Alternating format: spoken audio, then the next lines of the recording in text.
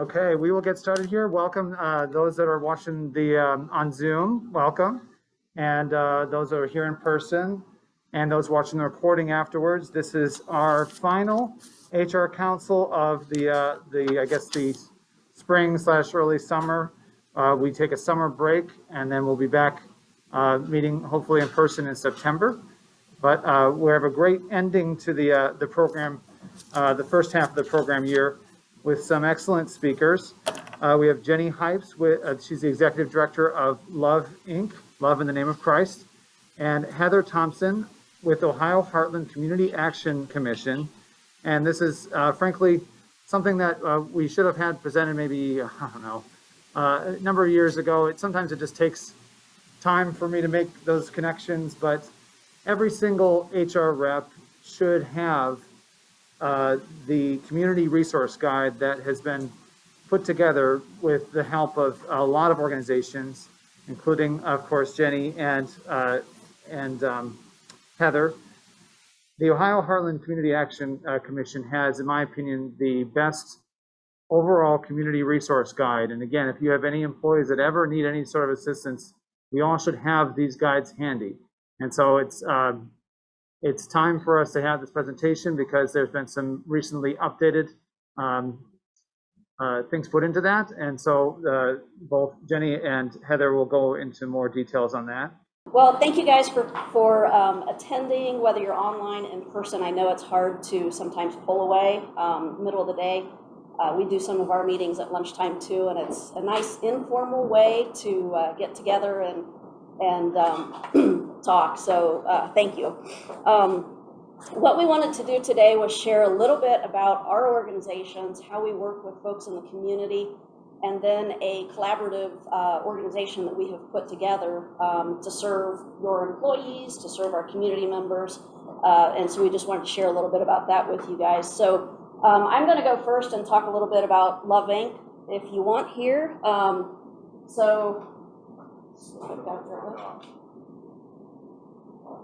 Yeah, go ahead and click it. We won't have too much clicking to do. Okay.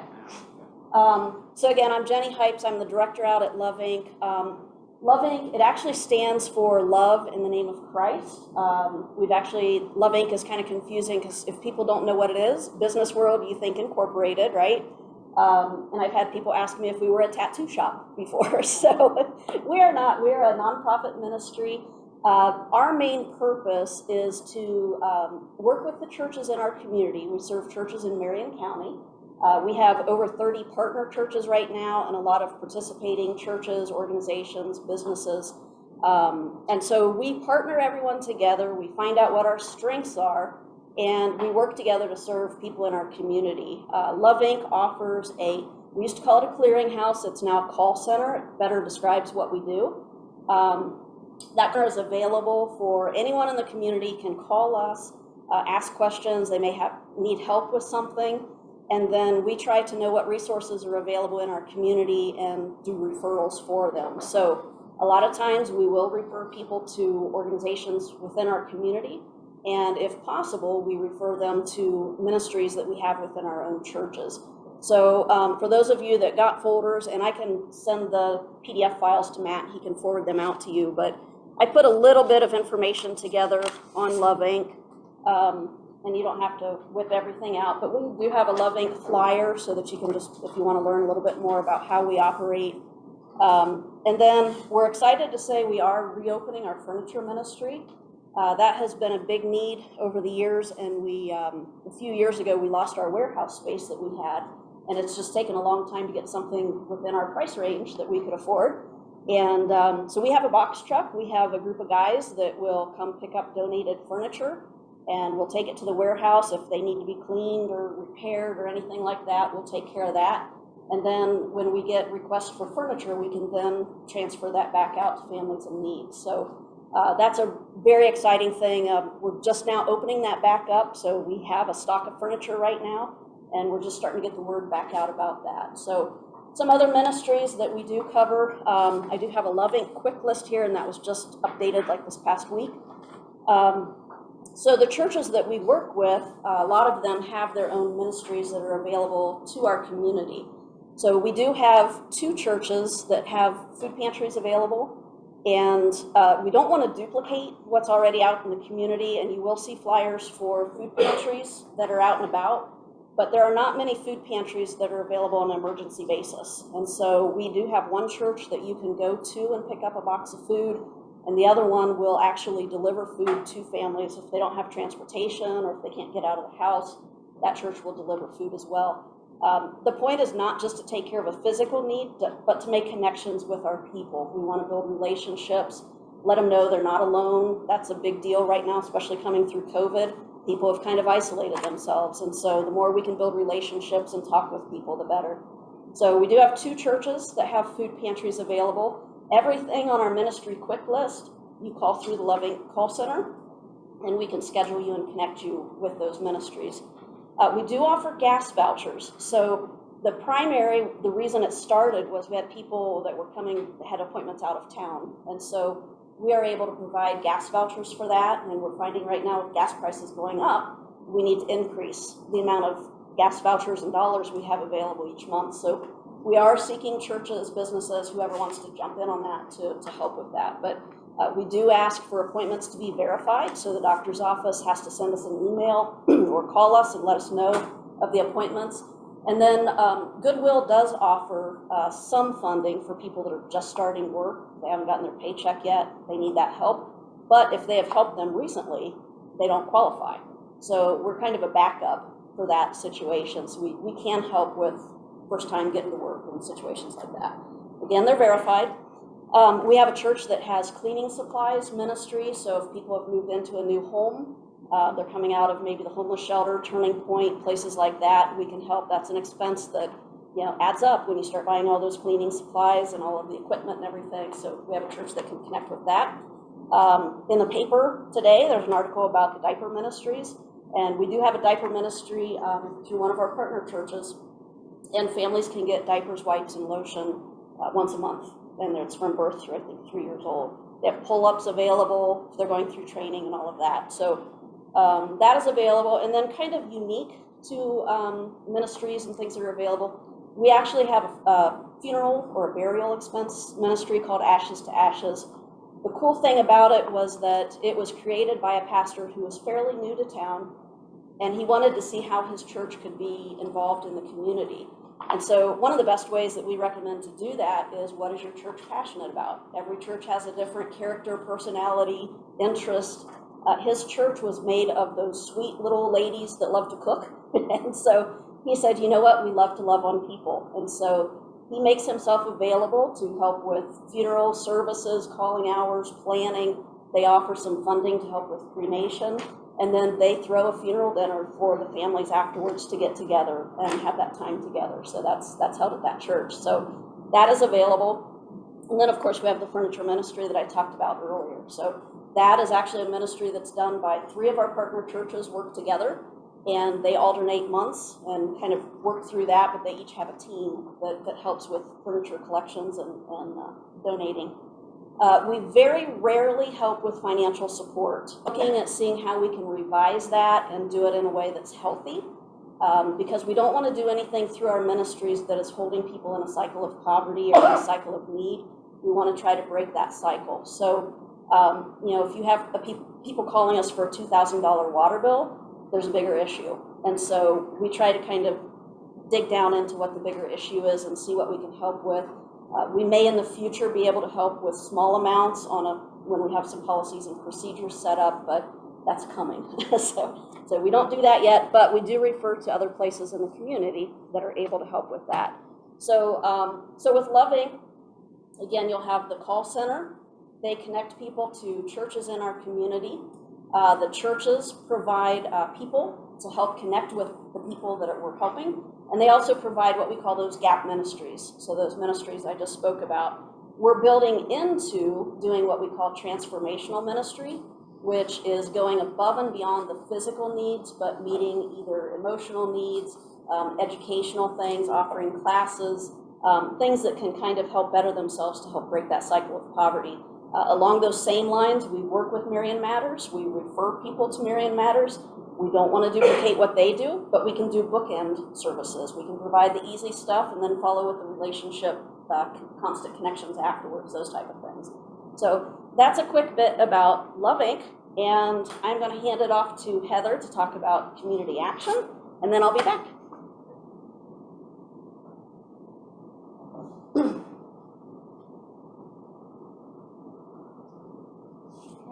Hi, I'm Heather Thompson. I'm the office manager at Ohio Heartland Community Action Commission at our Bell Fountain Avenue location. I'm assuming everybody can hear me. I'm pretty loud, but if I can get a thumbs up to make sure. Okay. Our organization is up and running. We are seeing people in person. The doors are open. We are seeing clients in person. They do have the option of doing a phone appointment, but we would much rather see them in person. We wrap around in lots of ways as far as helping the citizens of Marion County. We have a summer reading program. We have the United Community RX program, where we can help individuals get their prescriptions. If they have insurance, don't have insurance, need help with a co-payment, anything like that. We help with over-the-counter medication as well, or over-the-counter needs through the RX program.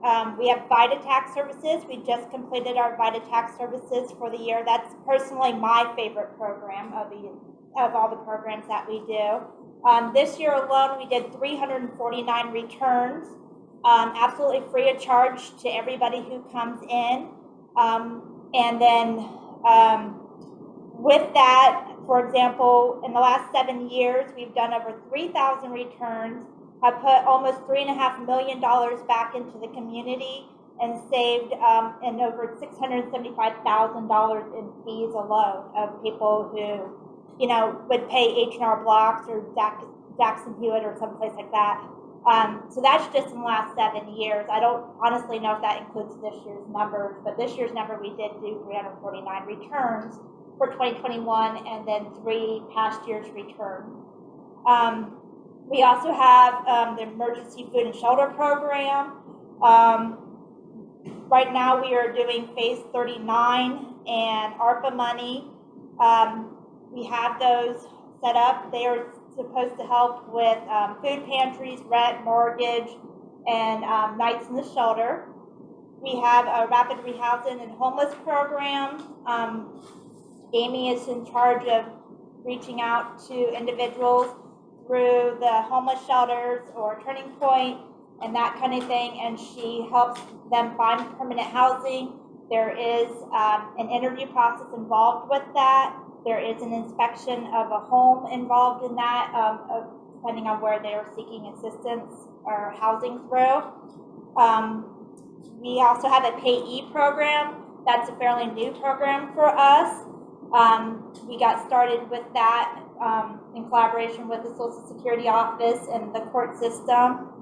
We help individuals manage their finances that have been recommended to us either through the court system or through the Social Security Office. Rhonda's in charge of that. We have emergency senior funding. We can help seniors over the age of 60 through the Marion County Council on Aging funding with anything that they could possibly need help with, up to $300 in a calendar year.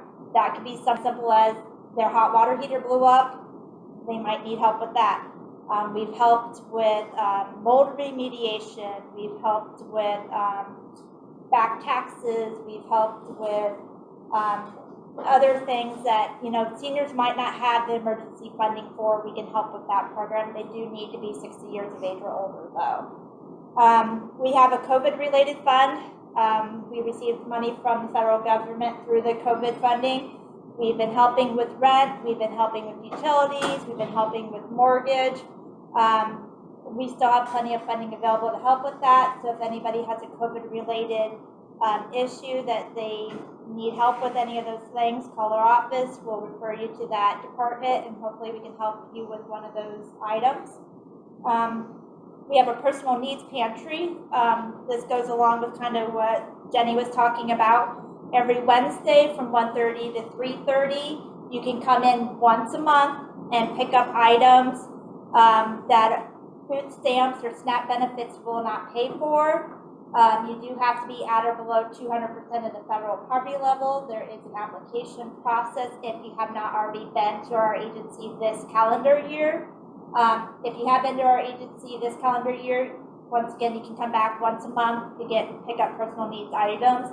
You get as many items as based on how many people are in the household.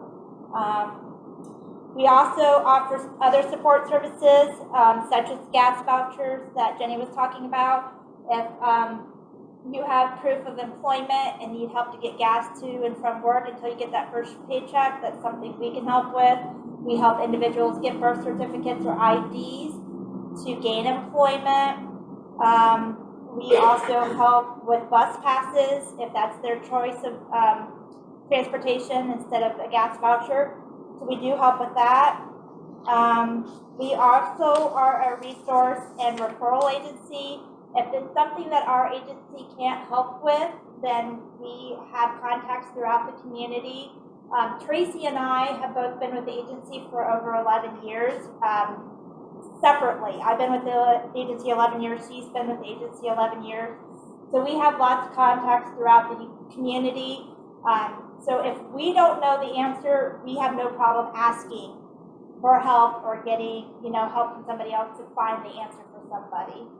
In addition to all of these programs that we actually do in-house at our location on Bellefontaine Avenue, we also do the programs that most people know our agency for. We do PIP, we do HEAP, we do Summer Crisis Program, we do Winter Crisis Program.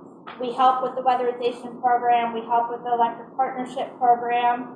We had just recently got water money, so we can help with those possibly $2,000 water bills. We obviously don't have $2,000, but we can help with those water bills. We do have funding available. That's a new program as well. As a matter of fact, in the last 6 months, we've helped with over $44,000. That's 143 households, which equals approximately $308 per household that we've helped with water bills. In the last 6 months. Yeah, it's a new program, like I said, within the last 6 months. And then obviously most people know our agency for Head Start. So I do want to reiterate, we are Ohio Heartland Community Action Commission. When you try to find us in the phone book, you have to look under Ohio Heartland Community Action Commission. People just know us as Community Action. They say they have trouble finding us in the phone book. And we do have a long acronym as well, the OHCAC. But we are located on Bellefontaine Avenue. Call our office if you do need anything or want to refer someone to us. We'll be happy to help in any way, and we'll make sure that they get the attention that they need. Questions for me, or are we doing questions at the end? I'm watching chat, by the way, to see if anybody has any questions, but nothing yet. Okay, so I'll turn it back over to Jenny then. How many? Did you mention how many counties this office covers? Is it just Marion, or? My county just covers Marion County. The agency as a whole covers 4 counties. As far as Head Start is concerned, we cover, for Head Start only, it's Marion, Crawford, Morrow, and Richland counties.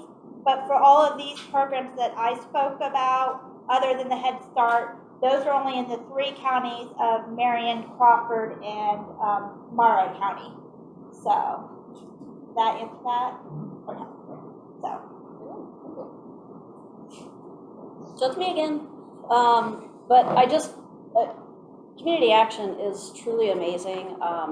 They are probably one of our biggest partners as far as what we do at Love Inc.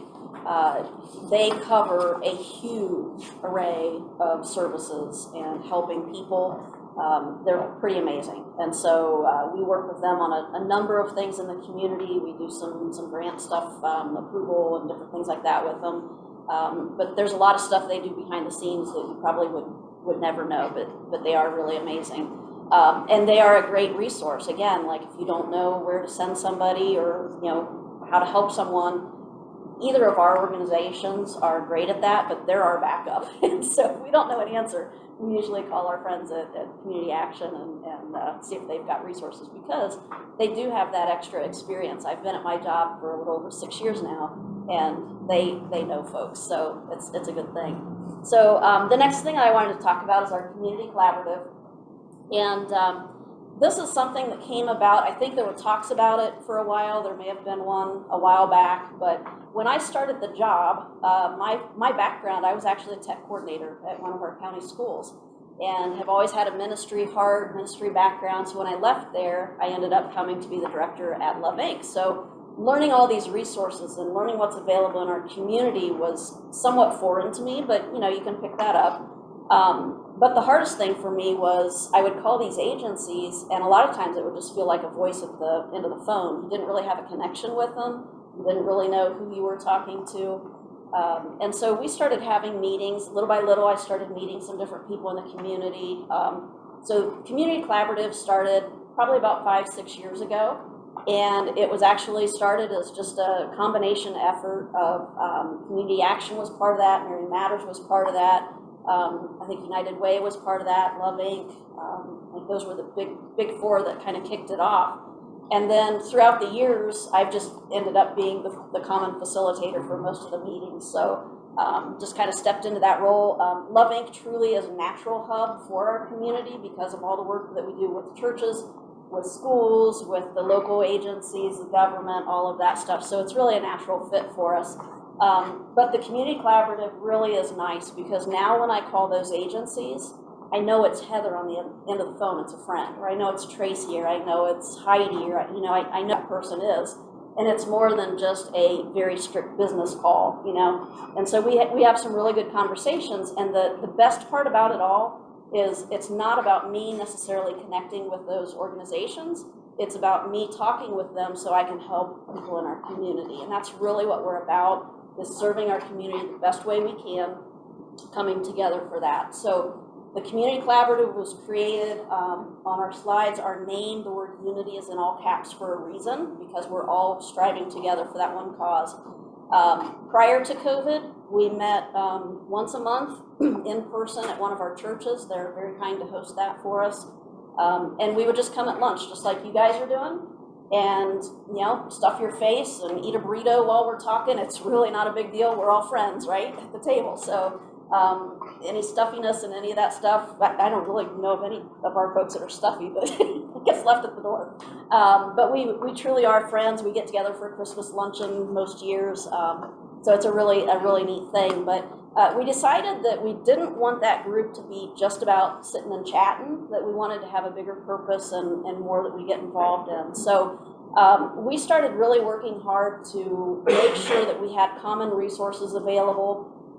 When I started, every organization had their own resources and flyers, and everyone would, like a friend of mine worked at the library. He'd call me to ask if he could get our current flyers. Then he would call Community Action and ask to get theirs, and then he would call Salvation Army and get theirs, and he would call every organization so that he could have the flyers on his wall. And you never know, everyone's on a different update cycle, all of that fun stuff. So one of the projects that we decided to work on was to create this resource guide. And so Matt was kind enough, Heather, do you mind passing these out? Yeah. Matt was kind enough to put together some resources for us. I think you guys that are here at the meeting in person, you have most of these except for the one she's handing out. But he has other copies, so you can share. It's good. His is very, very nice. He did a wonderful job printing this, but this resource guide, it is broken down. This is something that Ohio Heartland Community Action has used for many years. It started out as a resource for the Head Start families, I believe, and very nicely organized by category. You can go down, there's a little table of contents, there's pictures for those that don't read well, so you can kind of find categories that you're looking for. And then we all work really hard to make sure they get the right information so that one of their staff members, Rhonda, can make sure that she does those updates. We try to update this once a year, and honestly, through COVID over the last couple of years, this has been a super hard project to maintain. And so this had not been updated. I think we did some maybe in 2021 or something like that, but it's been really hard because during COVID, of course, some businesses closed down, some were meeting only in person, the hours changed, all of that stuff, but at least the resources were there. We're starting to get back to normal life again, but this is really, really good. There is a section, if you go almost to the middle, you will find a section that deals with food pantries, community meals. Those are some of the most common things that we get asked for at Love Inc. So those are in there. And then Heather's also passing around in your folder, there's some things about the food pantries that are available in Marion County and for the community meals that are available. So those keep popping up. They did a new format on the community meals, and it used to be like an actual calendar. So they had the first Tuesday, the second Tuesday, third Tuesday, and it was really neat to see because really, if anyone was hungry in Marion County, there's a place to get a meal. Almost every single day, there's a place to get a meal. So it's very, very nice to see that. This new format it's a little bit more streamlined, so it's easier to find. So, but we are about making sure that people are aware of the resources between all of our organizations. We do, prior to COVID, we were meeting together to try to identify where gaps in services were in the community. And so we would meet together and just try to identify, like, what requests do we get at the Love Inc. office that we are not able to fulfill, or there's no place to refer people to. And so we would jot those down, and transportation had been a big issue for quite a while. Financial support was another one. Those were two big ones that we were trying to work on, and then we had some little subcommittees that would meet together and see what we could do for those issues. Now you'll see we have a mobility resource guide that's out, and that one looks like this. I had no idea until last year before, that this was even a thing. So we have a mobility manager that works on several county area that they cover. And if you have employees with any kind of transportation issues and you're asking what the best resources are, these guys know it.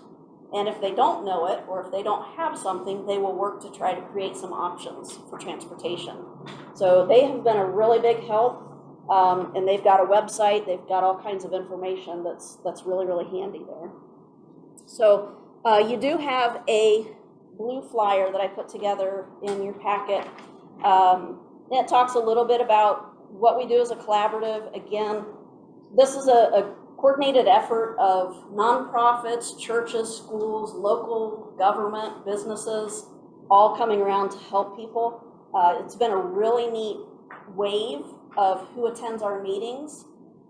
During COVID, it has been really interesting because, for instance, Ohio Health folks were not permitted to leave site and go to meetings outside of their offices. They really weren't allowed to go off-site. And so we converted everything to a Zoom call. And our calls, we still had our regular nonprofits and folks on there. We started getting a little bit more from schools participating to see how they could help their kids. And we had a really big influx of people from like a social work type field. So people that are working with seniors, some people with hospice, some mental health issues. And so we were all able to come together and really share information on that as well. So it's a very organic group. It's really neat to see how that functions. And I would encourage you to become involved in it. It truly, businesses can partner in this as well. And whether you have something to offer or not, I can guarantee you will learn something from those meetings. A typical meeting, right now it's the fourth Tuesday of every month at noon. We meet for an hour on Zoom right now. And a typical meeting would just involve everyone on the call going around introducing themselves and talking about new programs, things that they're offering, what's available. And then you'll have questions so that they can all kind of chat back and forth and make sure everybody understands what's going on. And it's just a really, really good way to connect. And so obviously you guys can learn more, kind of like what we shared today about what we do, what's available. So on the flyer that you've got, there are 2 QR codes that are available. And again, I'll make sure that Matt has this. But the bottom left corner, email updates, if you would like to have any information on our community collaborative, I would encourage you to click on that. It takes you to a simple form to sign up and receive the updates. I send 1, maybe 2 emails a month, so you're not getting a bunch of spam. And that email is a list of all the upcoming things. If there's changes to programs, you'll get the PDF files you can download. You can have that stuff right in your office. And there's always a link in there to take you to the Zoom call. So save it in there. You can hop in. The link never changes. It's always been the same. So, but that is to sign up so that you can get the information, you can get the email, you can get the link to join the meetings. And then the bottom right is a QR code for our Facebook page. And we kind of try to keep an eye on what our community partners are doing on their Facebook pages. And we try to share those pieces through that one channel so everybody can stay up to date. So it's really about sharing, right? Sharing is caring. As fun as that comment is, but it really is. And we just want to take care of our community and help you guys with that. So. And I can vouch for those emails that Jenny puts out there are fantastic resources. She just puts so much into those to make it as easy as possible for you to download and know what's going on every month. And all our service organizations and like she says, they're not like the chambers, which I always say, oh my gosh. No, they're great, very simple and informative emails. So I would strongly encourage those that are here and those online and then I'll be sharing the link to that as well, so you can get on that network after this call. So again, so I would encourage you again to look into that stuff. The neat part about it, and I know Matt and I kind of have the same heart, is networking. It truly is. And we have seen the same thing. Matt and I were talking earlier about how, when you meet in person, you go through the structure of your meeting, and then it's really cool to see how many people linger afterwards and are catching up or talking about what they're doing, what's going on. And for me as a church background, it's kind of like hanging out after church. You've got fellowship and catching up with each other. It's a great thing. So that truly, as much as I would love for you to sit and listen to me talk, the networking part is huge. It really, really is. So I really encourage you to jump in anytime you have that chance to network. I know Matt's offering different things through like networking at noon and all different kinds of things that we can hop in on, but really looking at an opportunity with our collaborative meetings, we're kind of weighing like how much do we stay on Zoom and how much do we come back and meet in person. We have kind of like you guys, like we've got a number of people who are not necessarily downtown, and so they have to drive a little ways to come to a meeting, and then we have others that work downtown, but to get away for an hour for lunch is kind of hard. So we're trying to find a happy balance of Zoom calls versus let's start meeting in person again. It's time. And so right now the conversation is basically once a quarter we'll start meeting in person, and then those other calls we'll do online, just so we can find a good balance and get everybody a chance to come to those meetings and those calls. So, but I think that's all I've got. I want to ask if you guys have any questions at all about anything. Love Inc., community action, community collaborative, yes. So my question is, from pre-COVID to post-COVID, has the needs for families and people touched by your company increased or decreased from before? Okay, so he's asking about pre-COVID and post-COVID, if there's a difference between basically the number of calls and people requesting for help. Yeah. It's been really, really weird. For our organization, and at the beginning of COVID, we were ramping up because we thought, oh man, people are not going to be able to work, they're not going to get paid, we're going to get a ton of requests, but our volunteers, a lot of them are elderly, and so most of our volunteers stayed home, and so how do we handle this? And people settled in, and the call volume dropped dramatically. And through our community collaborative, we were very active. We actually started meeting weekly during COVID and would ask the different agencies, like, what are you guys seeing? Is this just us? Like, what's going on? And a lot of them had the exact same thing that, for the first couple of months or more, things had just died down. And what my conclusion kind of was, the biggest need ended up, at least what I saw, was food. But unless you were like the big food pantry in the community, your calls went down. So Salvation Army in our community had a ton of requests, but they had trouble meeting them because their headquarters said, you can't have volunteers during this time. And so just their staff were doing that. Now that we're kind of on the tail of this, we're starting to see an increase in calls for a lot of rent, a lot of financial requests. We're also seeing a huge, which I'm sure you guys are seeing, we're seeing a huge number of people that are just simply not working. And so that's a concern for us, is why are they not working? We've had calls from families that have, 4 to 7 adults in the household and nobody's working, and maybe one kid or whatever. So those are things that we kind of keep an eye on, and collaborative calls, different things that will kind of like, what's going on? How can we help with this? So yeah, it's been you try to predict what's going to happen, and it's been really different. So a follow-up question, when provided, but this isn't just with calling in because they're not working, so are you recording that data, why they're not working? We're trying to, so he's asking if we're recording the data on people that are calling in if they're not working, and why is that? We're trying to, but honestly, there's not a whole lot of good answers that we've been receiving.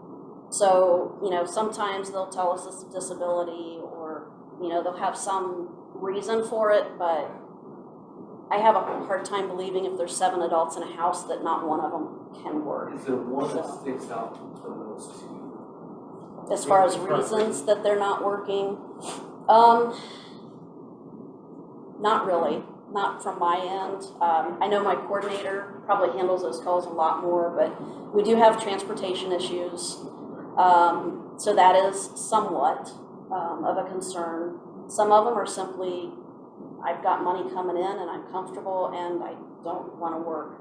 I'm in a good place right now. And so there are, I hate to say it, but there are people that make a full-time job out of going from food pantry to food pantry, agency to agency. That's their full-time job, is finding resources for their family.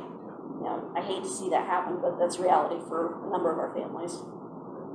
Last question. You're good. So with the rising gas prices going up, Yeah. for your gas vouchers, are those increasing, or are those kind of staying where it was an average? Yeah, so at Love Inc., and Heather, I don't know if yours is changing or not, you can answer to yours, but at Love Inc., we have one church that was providing those gas vouchers, and the way it worked is we have $50 at the start of the month, and we can break those down into $10, $20 cards for them to get gas. And right now, it's staying at 50. We're seeing a need to increase it. So we're starting to reach out to our other churches to see if there's some that want to jump in on that.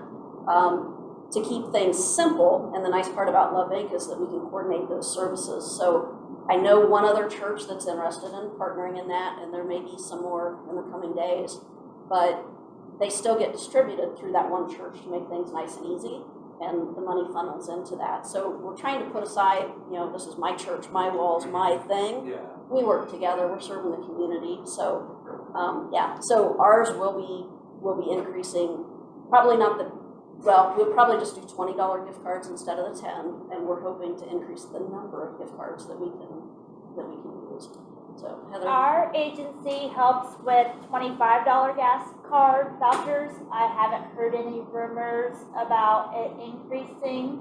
And then depending on the reason for why they're needing the gas card voucher determines how many they're allowed to get in a period of time, depending on which program the money is coming from, because each program has its own guidelines. So, like, for example, when I talk about the senior funding, they get up to $300 in a calendar year. So if that senior chooses to use that $300 for gas cards to and from appointments or whatever, then obviously $25 for gas cards, they can get quite a few gas cards. As far as the employment, needing help with gas to and from work, that I believe is either a 1 or 2 time until they get their first paycheck stub. But I haven't heard any rumors about that going up as far as the dollar amount. So I don't even know if that's, to be honest, it's something we've even discussed with the rising gas prices. So. Do they do that okay? Yes. Yeah. if you want to say. Yeah, any other questions on anything really? So do Jenny, you have I any have a more? question. Yeah, go ahead, Cynthia. No. I have a question. Stipulations on the furniture that you will pick up or that you will accept?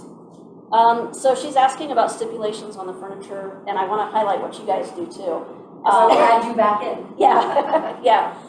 As far as furniture that we accept and stipulations on it, we try to be very careful of what we take. I do have some folks that are interested, we have to work towards, but even some like furniture repairs and different things. So, but right now, basically my thing that I tell my guys is it something you would let your grandma sit on or sleep on? And if it's not, I hope these guys love their grandma. But if not, then we can kind of say, you know, thanks, but we can't accept that, because then we end up with big fees on trying to get rid of furniture that's not good. So we do get mattresses that are donated. We do get box springs, dressers, couches, chairs, recliners. We ask them for not to be beat up. We don't want the leather shredded and all of that. So we try to get them in good shape. The mattresses that we do, most of them that are offered to us, most people don't offer it to us if it's a bad mattress, honestly. Most of the ones we get are people who have bought like purple or the ones that you see online that rolled up, whatever, and they get them and they'll try them for a week or two and they don't like them, and the company won't take them back, but they're allowed to donate it to a nonprofit. So we do a number of those. But I want to highlight what Cindy has at Ashley, because they have partnered with us for, gosh, 4 years, 5 years? I don't know, a while. But they have a Hope to Dream program for children that they provide beds, and they provide, it's the whole shebang. It's the mattress, the box springs, the frame, the linens, Yep, the all pillows, Uh-huh. everything. And So the the whole delivery, yeah. set. And they accept referrals. So we do try to push that out through our community collaborative. Like, guys, if you have kids that need beds, they go out and they're twin size or Twin full? size, yeah. Twin, yeah. And So, therefore, we send people back too that don't know that they have all your services. So it's, Yeah. it's a great partnership. yeah, it really is a great partnership. And so, yeah, there's times that we have not had beds because they come and go real fast. So when we don't have beds, and especially when it's kids that are needing it, we send them Hope to Dream, and they're taking referrals. The website, right? Anybody can do a referral, and just Google Ashley Furniture Hope to Dream, and you can find that application very easily. So it's great work, great partnership. So. Well, we have, with, a lot of our customers that we don't take the furniture back, but now that you have your warehouse, Yeah. you can say, okay, here's another source that you can take it to them, or they can come pick it up. So, Yeah. do you allow people to come and take it? At this point, we don't. Okay. The warehouse is in kind of a secret location. But right now, we have our guys go pick it up. We've got a box truck, and the teams will go out and pick it up and bring it in. My hope down the road, so if anybody's got this available, my hope down the road is to have basically a showroom and have it available kind of like a thrift shop, but it can work on vouchers and things like that. But I really want to restore dignity to families and let them, like, I don't want to just give them stuff, pick out something that you like that will serve your family well. I would love to have a place that we could have furniture set up really nice looking, make it smell good, make it, a great environment, but allow them to come in and pick out their own stuff. But building towards that on the horizon. Looking for that And I rich should uncle. jump in and say that everything that we just talked about, including the Ashley Furnitures, all of that's in this one guide, this community resource guide that we've been talking about. So that's, Yes. again, the benefit of having this at your location. So those that are watching the recording and those that are online today, I have offered, and I will continue to offer, that we will print at the Chamber the first 100 copies of this community resource guide for your offices if you reach out to us and ask for it. We feel this is important enough for us to do. So, and it's constantly being updated. So including after this meeting, we'll be doing at least one more update. The one that you folks got received today actually is already outdated. Yeah. So it's good. It's always adding more resources to it.